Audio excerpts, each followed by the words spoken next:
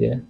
Demikian juga dengan Umar bin Khattab radhiyallahu anhu. Ketika Abu Bakar As-Siddiq harus digantikan oleh khalifah yang kedua, khalifah berikutnya, tidak ada nama lain yang lebih pantas daripada Umar bin Khattab radhiyallahu anhu. Apa yang disampaikan oleh Umar bin Khattab ketika beliau menerima atau dipilih oleh para sahabat itu? Beliau yang pertama kali beliau tunjukkan adalah marah. Beliau marah itu, dipilih sebagai seorang khalifah yang memimpin umat Islam yang pada saat itu sudah hampir meliputi 3 benua wilayahnya, Pak. Ya, beliau marah itu. Beliau katakan, apakah kalian akan menjerumuskan aku ke neraka dengan kepemimpinan ini? Beliau takut. Bandingkan dengan sekarang, Pak. Orang rebutan kan milih jadi pemimpin ya.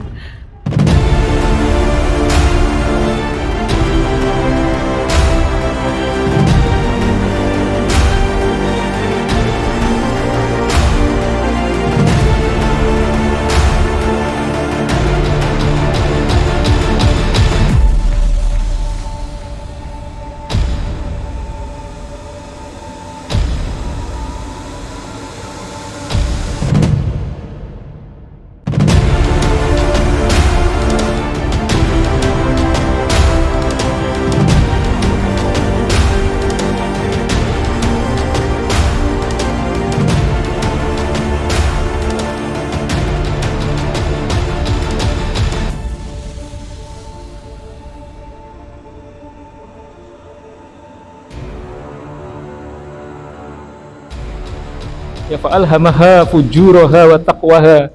Ya, Allah telah mengilhamkan Allah telah mewahyukan ya kepada manusia adanya 2 jalan, ya, jalan-jalan yang disebut dengan fujuraha. Fujur itu jalan dosa, jalan yang penuh dengan keburukan. Wa taqwaha, jadi jalan takwa, ya, jalan di mana manusia menjalankan segala sesuatunya sesuai dengan perintah Allah dan menjauhi larangan-larangannya. Ya, kemudian di dalam Al-Balad ayat 10 juga dikatakan wahadainahun najdain. Ya, Allah telah menunjukkan 2 jalan, ya, yaitu jalan fujur dan jalan takwa tadi. Ya, jadi sudah sering kita bahas ini ya. Jadi kalau manusia memenuhi kebutuhan naluriahnya, ya, naluri itu kan banyak ya, bukan hanya naluri seksual, ada gharizatul baqa, naluri membutuhkan kehormatan, naluri membela diri, naluri untuk dihargai, ya, respect dari orang lain. Ini naluriah. Ya, orang pasti tidak suka kalau direndahkan. Ya, maka orang tuh kalau misalnya dia menginginkan kehormatan, ya, dari orang lain, dia biasanya akan mencari hal-hal yang bisa membuat dirinya merasa lebih tinggi dari orang lain. Itu naluriah sebenarnya. Dia ingin lebih kaya, dia ingin mempunyai jabatan yang tinggi misalnya, ya, dia ingin punya kekuasaan. Itu naluriah. Nah, kalau kebutuhan atas hal-hal seperti ini dijalankan sesuai dengan aturan-aturan yang ada dalam Islam, dia dapat pahala besar. Apa itu misalnya? Misalnya ketika dia dapat harta yang banyak, dia tidak lupa ya untuk bersedekah, untuk berzakat, ya, untuk mendapatkannya dengan cara-cara yang halal, misalnya. Itu pahalanya besar itu, Pak. Ya, termasuk ketika seseorang ingin mendapatkan kekuasaan, ingin mendapatkan jabatan. Ya, kalau itu didapatkan dengan cara-cara yang benar, tidak ada masalah. Kalau kemudian itu dianggap sebagai amanah, itu pahalanya besar sekali. Ya, jadi misalnya seorang pemimpin, Pak, ya, kenapa seorang pemimpin yang baik, ya, pemimpin yang adil itu pahalanya luar biasa besar? Karena di situ ketika dia berbuat baik, ketika dia berbuat sesuai dengan syariat Allah, itu akan berpengaruh terhadap hajat hidup orang banyak itu. Dan pemimpin yang baik itu pahalanya melebihi orang biasa yang berbuat baik. Ya, sebaliknya pemimpin yang jahat, pemimpin yang zalim, ya, dosanya jauh lebih besar daripada manusia-manusia biasa. Ya, bahkan Allah katakan bahwa seorang pemimpin yang baik, pemimpin yang adil itu adalah 1 dari 7 golongan orang yang nanti akan mendapatkan naungan, ya, pada hari kiamat ketika tidak ada naungan kecuali naungan dari Allah Subhanahu wa taala.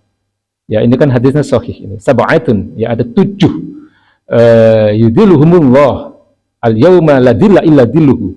Ya, ada 7 golongan yang pada hari kiamat nanti, ya, akan mendapatkan naungan Allah di mana tidak ada naungan kecuali naungan dari Allah Subhanahu wa taala. Ya, yang pertama disebutkan oleh Nabi itu adalah imamun adilun, seorang pemimpin yang adil.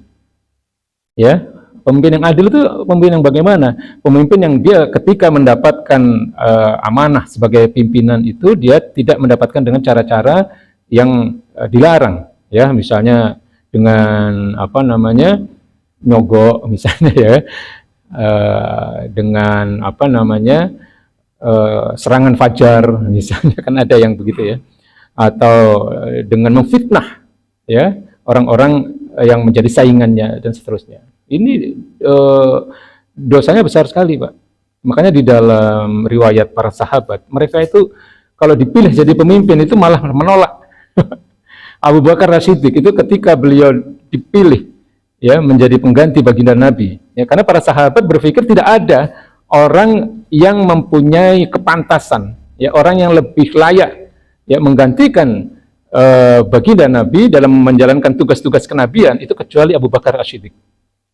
Ya, beliau menolak itu. Beliau menganggap Umar lebih cocok, lebih layak, lebih pantas.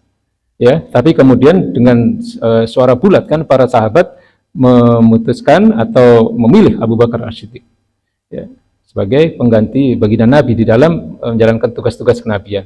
Tugas-tugas kenabian itu yang pertama adalah mempersatukan umat Islam seluruh dunia, ya, kemudian menjalankan syariat-syariat Allah. Kemudian yang ketiga adalah mengemban dakwah Islam ke seluruh dunia. Ini tugas-tugas inti dari Nabi, ya, sebagai Amirul Mukminin, sebagai pemimpinnya orang-orang beriman, ya.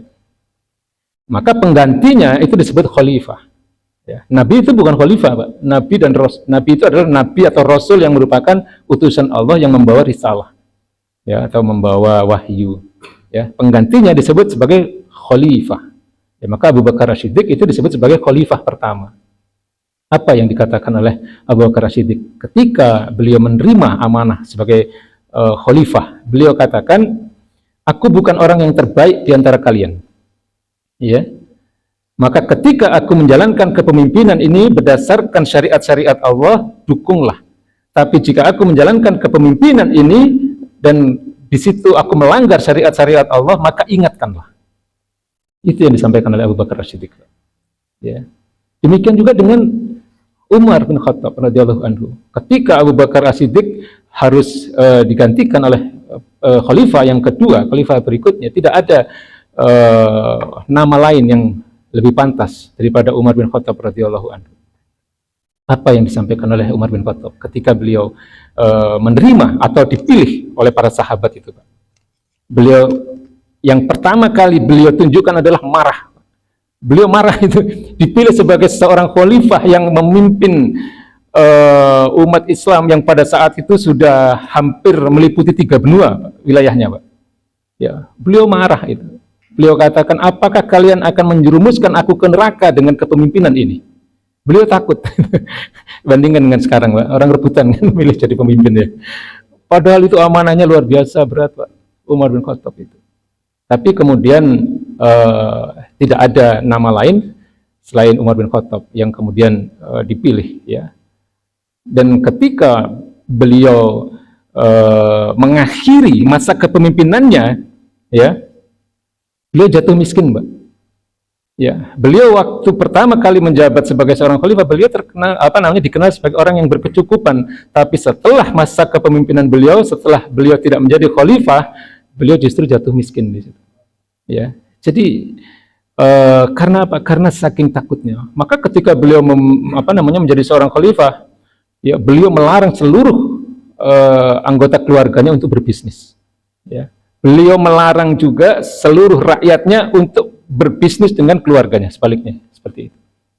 Ya, maka ketika ada putra beliau, ya, Abdullah bin Umar, itu ketahuan beliau itu menggembalakan beberapa ontanya itu di padang rumput milik negara, itu marah sekali Umar bin Khattab karena itu dianggap menyalahgunakan kekuasaan ayahnya, ya, jadi memanfaatkan fasilitas negara, tidak boleh, ya. Kemudian apa yang dilakukan Umar bin Khattab? Dijual onta-ontanya itu, Pak, dijual onta-onta yang digembala di padang rumput milik negara, ya, kemudian hasil penjualannya masuk ke Baitul Mal, ya, diambil alih oleh negara.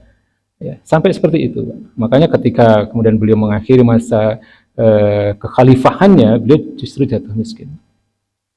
Ya, jadi ini gharizatul baqa, ya, naluri untuk menjadi pemimpin itu bisa jadi ada di dalam diri setiap manusia. Ya, tidak ada masalah kalau orang ingin jadi pemimpin, asal ketika dia memimpin, kepemimpinannya itu amanah dan dia mendapatkan kepemimpinannya itu dengan cara-cara yang benar, itu boleh.